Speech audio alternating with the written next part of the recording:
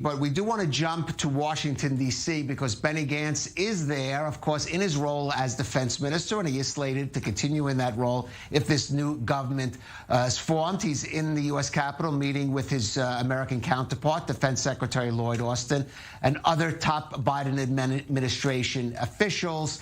He's there primarily to replenish Israel's depleted Iron Dome air defense system, but we'll discuss other issues as well. Let's go to our Mike Wagenheim, who is in Washington. And Mike, I guess it shows you perhaps the importance and urgency of this visit that Benny Gantz jetted off to Washington right in the midst of all this political drama.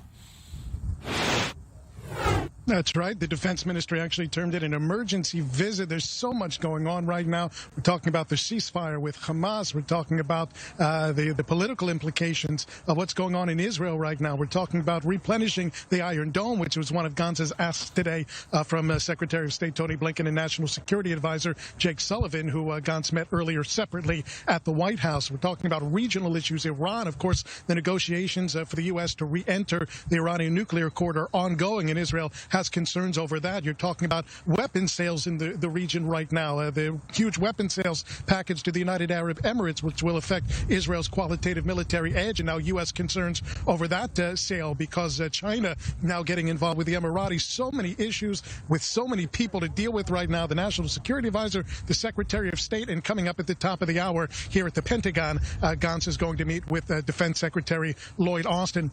Gantz and Austin go back a long ways. They've spoken very highly of each other. Gantz, the former IDF chief of staff, knows Austin from his days as the commander of the Central Command, which is the U.S.